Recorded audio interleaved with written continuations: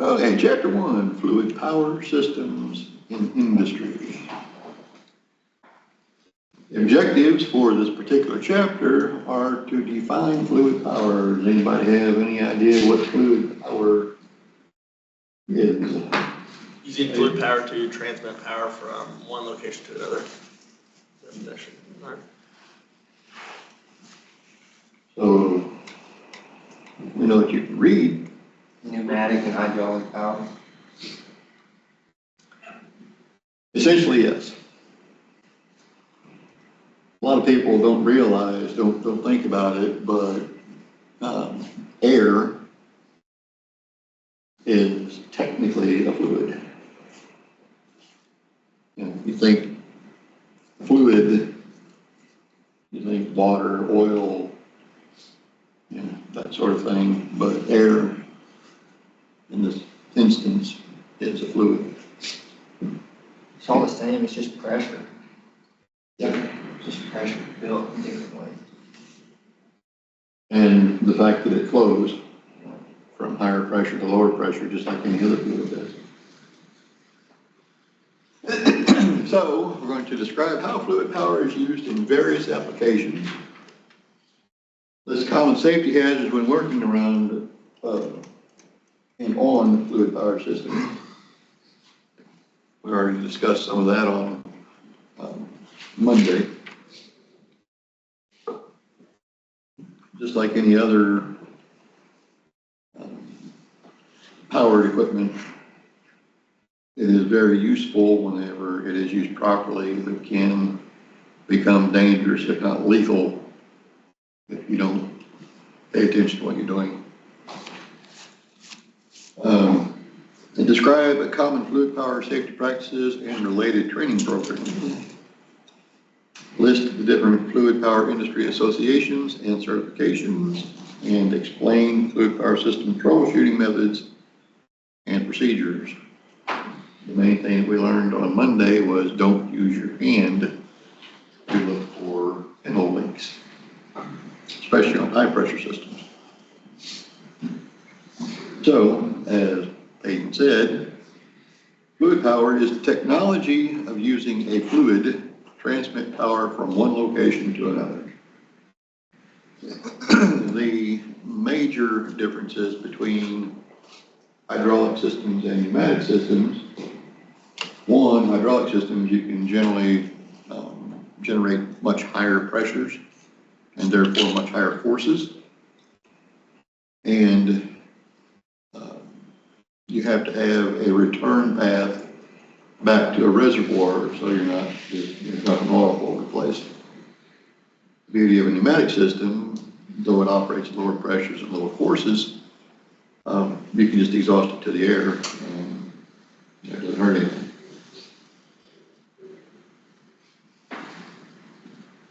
Though you typically want to use a muffler in your pneumatic system on your exhaust because it can get really noisy.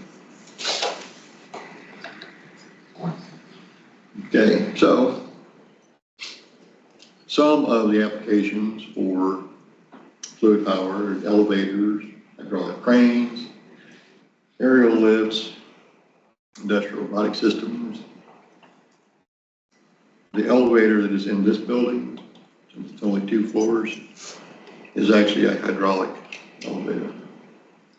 Whenever you get in, push the button, and it takes off, you hear that whoosh.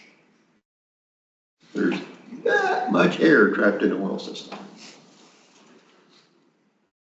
That's why it sounds like that. That's bad, because the air and the oil have greatly different densities. And every time the elevator takes off, you hear that noise. It is actually the air in the system working like a hammer. It's beating on the inside of the hydraulic system.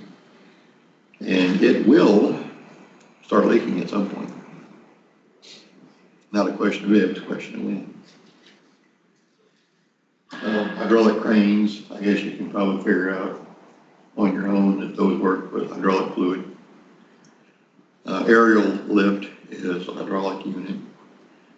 And the industrial robotic systems, while that is true, that they can be operated via hydraulic or pneumatic power, the one that they have in the picture is actually servo.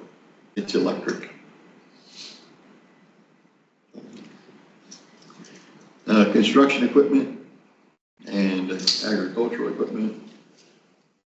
Most things, unless it needs to be really, really clean, as far as fluid power goes, is actually probably going to be hydraulic.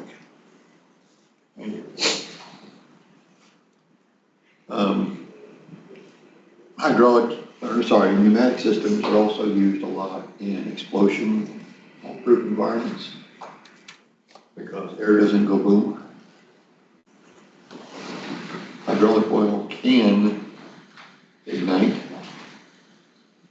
and once you have an open flame in an explosion environment, things tend to go boom.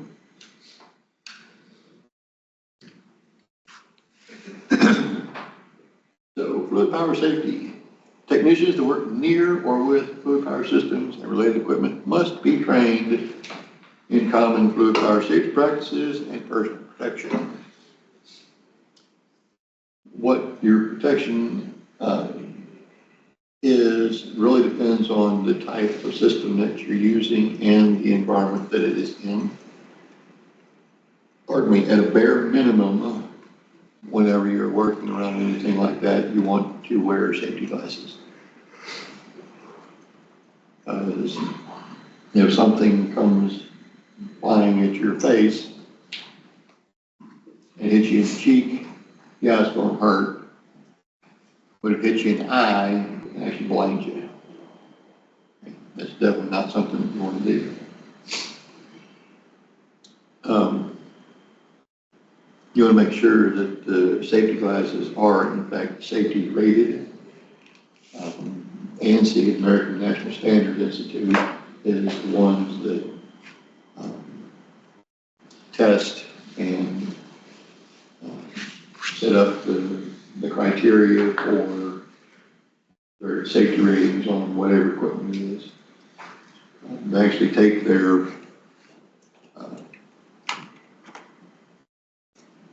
customers, I guess, for lack of a better term, safety glasses, and they put them in a machine and drop steel balls, various sizes, various heights.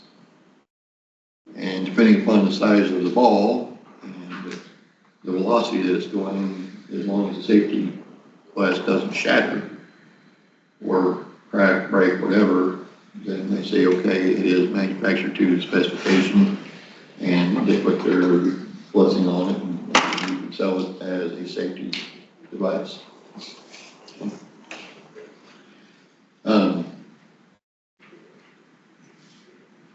While I like protecting my eyes, I don't particularly want shrapnel hitting me in the face anywhere.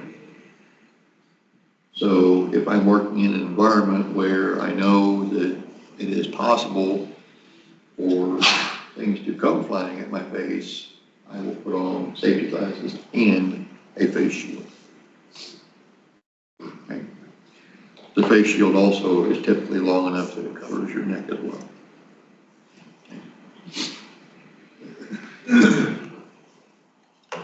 So PPE is clothing and or equipment that is worn by a worker to reduce the possibility of an injury. Notice it says reduce, not eliminate. All PPE must meet the Occupational Safety and Health Administration and 29 Code of Federal Regulations, CFR 1910, Subpart 1, PPE standards. That's where ANSI gets involved. Now, protective helmets, otherwise known as hard hat. Two different types. They're designed for impacts from the top. And when impacts from the top and the side, that's when it's designed for impacts from the top.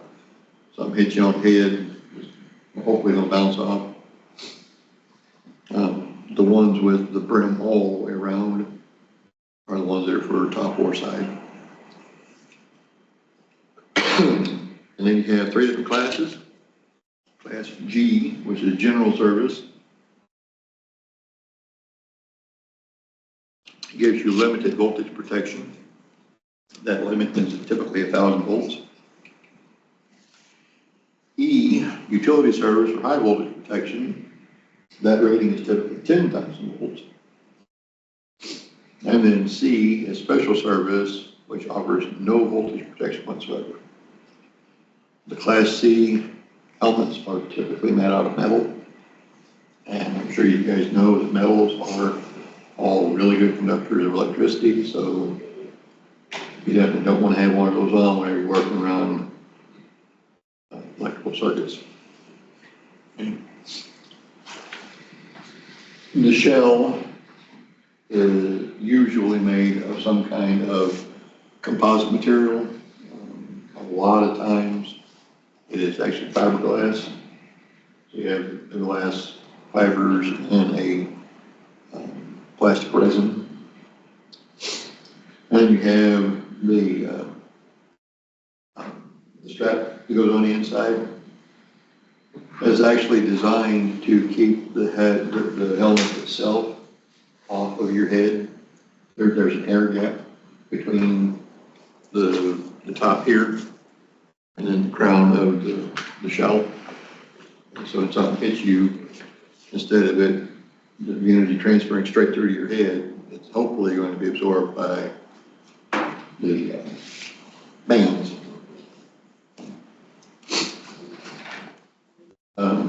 So you definitely want to make sure that your helmet fits properly, because I can't tell you how many times I've seen pictures and TV shows and whatnot, and the guys run around with their hard hats on, and the brim is like way up here. Yeah. And it blows off their head. That's not protection. That's looking like protection. You also want to make sure that the headbands are all adjustable, so you can set it for your particular size head. You want to make sure that it is snug but not tight.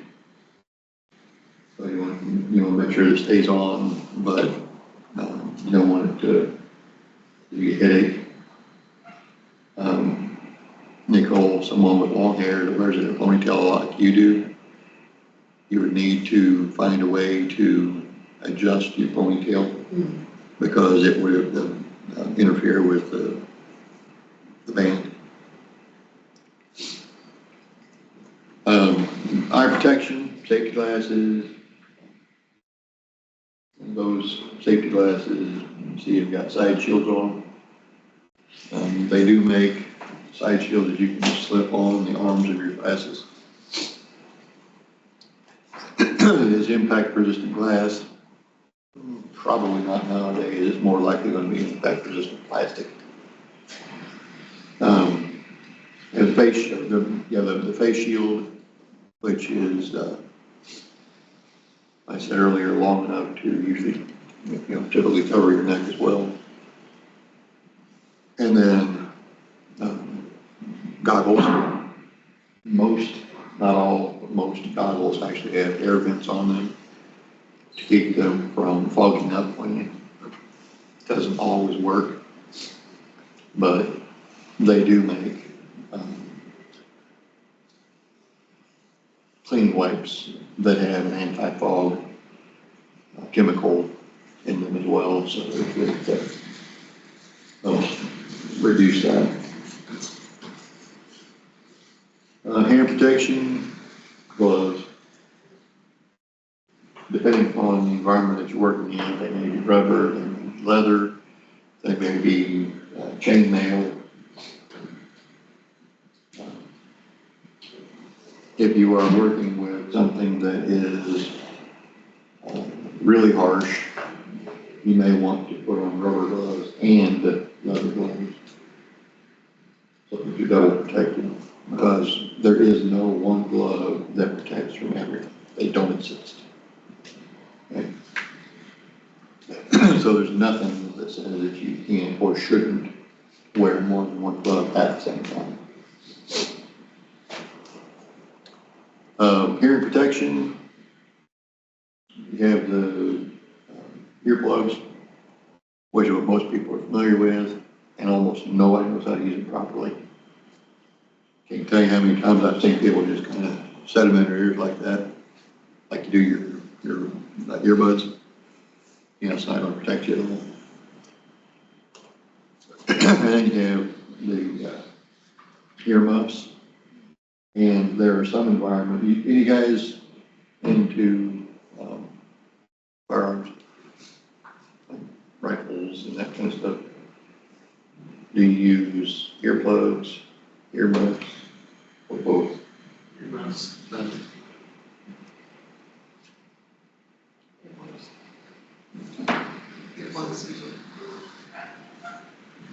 Depending upon the caliber of the weapon, you may want to use both.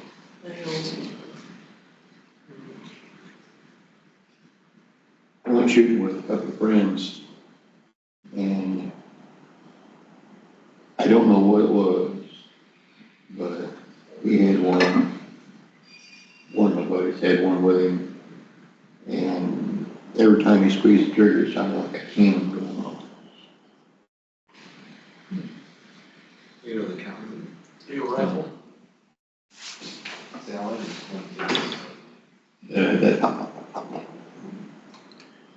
Every time you squeeze the trigger on this one, it was boom. I was wearing my hearing protection, and I was actually standing next to him. He squeezed the trigger, and my ears still started. Okay, before you squeeze that trigger again, I'm going to go way over here.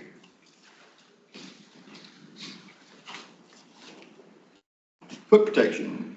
You want oil resistant and slip resistant soles on your shoes. Most industrial type environments require you to wear either steel toe or composite toe. I worked in an industry a long time ago that you also had to have a metatarsal guard, which is the plastic cap that goes over the top of the shoe. And I was glad I had this on more than one occasion, because I dropped something that would have hit behind the steel toe on top of my foot.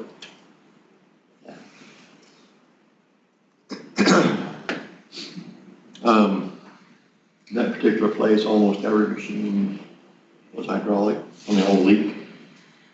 There was constantly oil on the floor.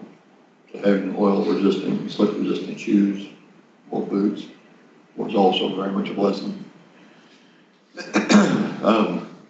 Lockout devices. You guys had industrial safety.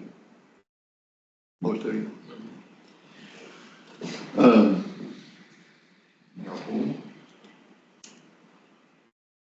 There we go.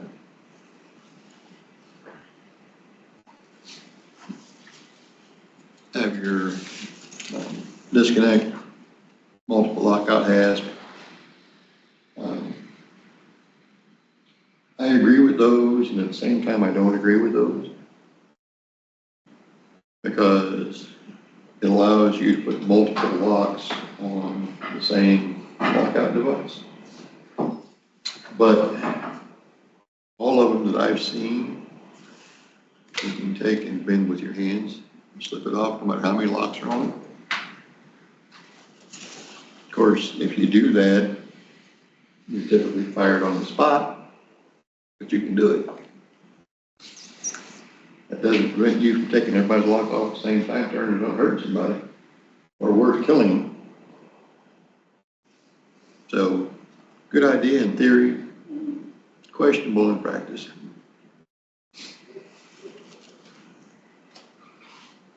You have ball valve and gate valve lockouts. You can either use the one for ball valve to lock the valve in the on position or in the off position. If it is a critical thing like oxygen in a hospital, you want to make sure you lock it in an on position. So you don't, starve people of their oxygen whenever they're laying in the hospital bed. But you also want to be able to lock it in the off position because if there's a leak, you need to fix it. And then the plug lockout. If you're going to walk away from the machine, you want to put a lock on the plug. Otherwise, as long as you control the plug, you don't have to lock it out. The way I always did it, I took the plug and stuck it in my pocket. Like if you start pulling on that cord, I'm definitely going to get it. I'm going to turn around and ask you what the hell you think you're doing. Foremost hazard is working on a system that is pressurized or could have residual pressure in the lines. That is very, very important, especially here, because all of our hoses and devices on the trainers have got fittings on them that automatically close whenever you disconnect hoses. So if you leave the system pressurized and you start disconnecting hoses, the device and the hose both are holding pressure. Okay. So I will show you guys how to make sure that all the pressure is relieved before you start disconnecting things. Disconnecting is difficult, but you can do it. If you're trying to reconnect the hose that's pressurized, it's almost impossible. You got to King Kong to put it back on there. Okay. Not to mention that it is potentially very dangerous. So don't use a hammer to put it back. No. That's never a good idea. Leaks and spills can cause additional hazards, including the possibility of injury caused by slips and falls, injuries caused by fluid injected underneath the skin, or injury to a technician's eyes. You get hydraulic fluid in your eyes, it's really a bad day. But if you happen to inject the oil under your skin, it can get bad enough that you have to have whatever limb that is amputated. It is really a really big deal. Failure to understand the control and operation of pneumatic equipment can cause safety hazards that may result in serious injury or even death. You can inject enough air into your system to vapor lock your heart. If it's running on air instead of blood, you don't last very long. Okay.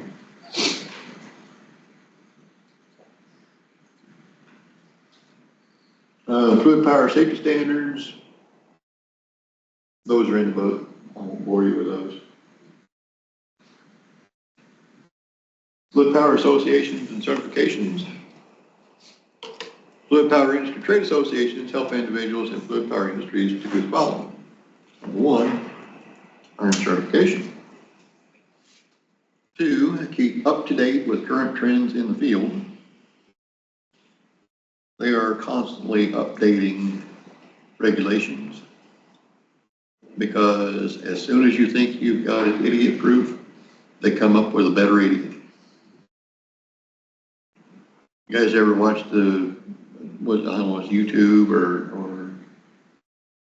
actual television, but I've seen several videos on YouTube about 1,000 stupid ways to die. All the stupid things that people do and end up getting killed. Show on Fuse, where we go, called 1,000 Ways to Die. Yeah, that was it. Yeah. If you ever want to see people doing some stupid stuff, that's a good one to watch. Helps you locate manufacturers of fluid power components. The supply general knowledge on topics related to fluid power and provide training.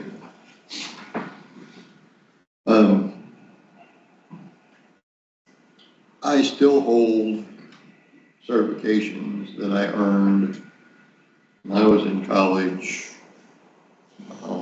35 years ago.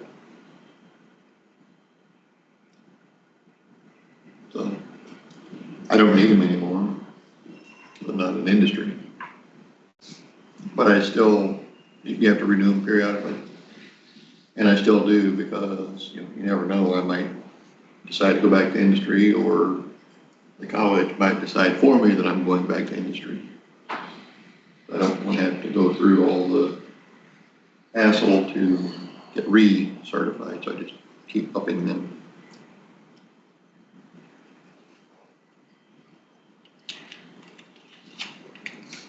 As far as locating manufacturers of fluid power components, there are a handful of them around. The most popular one here in this area is John Henry Foster. They're actually based out of St. Louis. But they are extremely knowledgeable in all of the technology and the emerging technologies and all the cool new stuff. And you just tell them, hey, I've got this application and I need a valve to do whatever, and they do all the legwork for you. So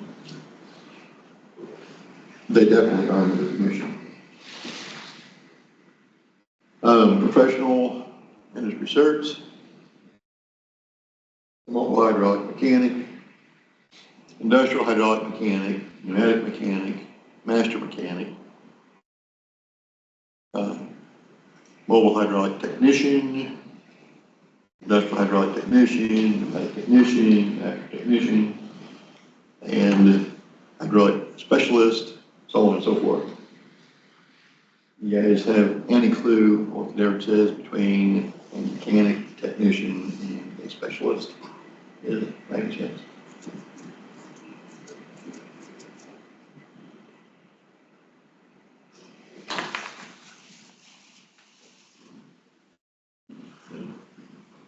Experience. It's like it's technician to what they're doing. For the most part, it's probably repair, observation, and something more specific. The mechanic is typically the guy that they have sling the wrenches, the grunt. Yeah. Technician is the one that does the actual troubleshooting. Hey, what's going on with this? What's the problem? Narrow it down. And then once he figures it out, he says, hey, mechanic, get dirty. And then the specialist is just a fancy way of saying supervisor. So that's typically who the specialist is. He's the top technician. So fluid power system troubleshooting. Troubleshooting fluid power systems should only be performed by trained fluid power technician, not mechanic, technician, and should always be done with safety as the first priority. Three most commonly used methods for troubleshooting fluid power systems are part replacement, beginning to end, and end to beginning. So, who do you think is the better technician? The guy that just goes in and starts replacing the parts willy-nilly, or one that actually takes the time to troubleshoot, find out where the problem is, to narrow it down to which components could possibly be? The troubleshooter, cheaper. The guy that knows what he's doing and can go in and actually say, okay, this is not working, so I can eliminate all that stuff, but it's totally unrelated. Anybody can go in and just start swapping parts. That is not, by definition, a technician.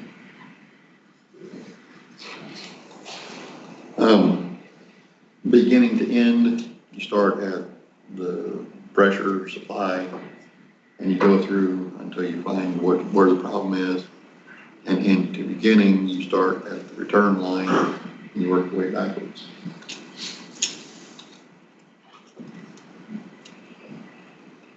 It makes more sense to me anyway to talk to the person that operates this machine day in and day out, every day. What is it doing or not doing that is out of the ordinary? And narrow it down from there. And then a long time ago, old guys I used to work with, I say old guy, I'm probably getting pretty close to his age now. He taught me to do what is known as a half split method. You go to the middle and see if you got, if the problem is there. If it is, then you can eliminate everything in front of it. And then you take what's left, split that in half, see if the problem is still there, and you just keep having it until you finally get down to the problem component.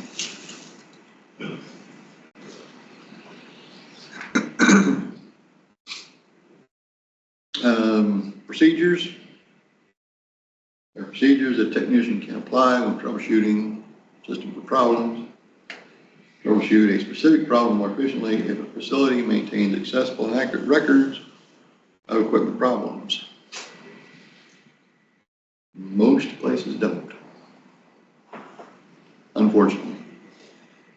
As a technician becomes more adept at troubleshooting a fluid power system, they may or may not be able to add or subtract steps to or from the troubleshooting method. So, the more familiar you are with the system, the easier it is for you to eliminate things that you know can't possibly be. Which brings us to the chapter review, which is in the textbook, pages 1821, or better than that, it's also on campus.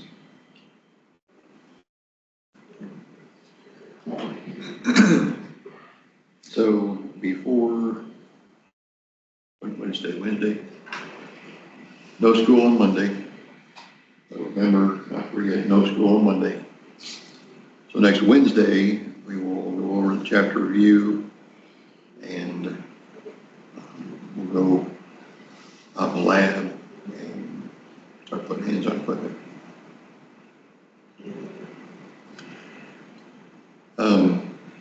For today, let's go out and look at the equipment and see what we're going to be playing with. Since we're not turning anything on, you don't necessarily need your safety glasses, but I still recommend that you wear them if you have them, just in case. Thank you.